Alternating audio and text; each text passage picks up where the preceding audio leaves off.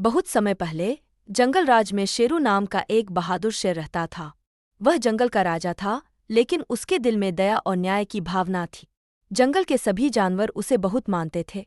परंतु एक दिन जंगल में एक भयानक राक्षस कालसुर ने आतंक मचाना शुरू किया। उसकी शक्ति इतनी थी कि कोई भी जानवर उससे लड़ने की हिम्मत नहीं करता था। एक रात शेरू को एक स्वप्न आया। उसमें एक रहस्यमय जादूगर ने उसे कहा, शेरू, तुम्हें कालसुर को हराने के लिए एक जादुई तलवार की जरूरत है जो हिमालय के ऊंचे पहाड़ों में छिपी हुई है। लेकिन याद रखना, तलवार को पाने के लिए तुम्हें अपनी बुद्धि, साहस और सच्चाई का प्रयोग करना होगा।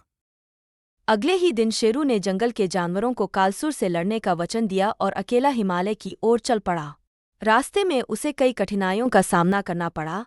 कभी तूफान, कभी बर्फीली हवाएं, तो कभी गहरे खाई के सामने खड़ा हुआ। लेकिन शेरू ने हिम्मत नहीं हारी। आखिरकार वह हिमालय की चोटी पर पहुंचा, जहां उसे एक गुफा मिली। गुफा के अंदर एक जादुई तलवार एक पत्थर में फंसी हुई थी।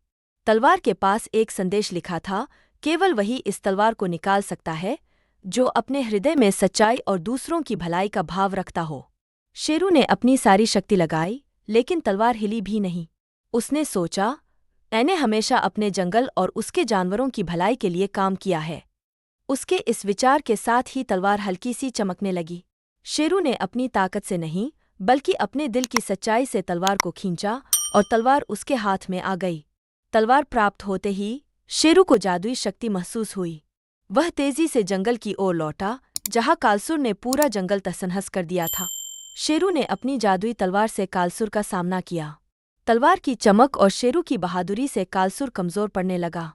अंत में शेरू ने कालसुर को पराजित कर दिया और जंगल में फिर से शांति स्थापित हो गई। शेरू शेर को उसकी वीरता और न्यायप्रियता के लिए सारा जंगल सलाम करता है। वह अपने जादुई तलवार को एक सुरक्षित स्थान पर रख देता है, ताकि जब भी जंगल को जरूरत हो, वह फिर से इसका उपयोग कर सके।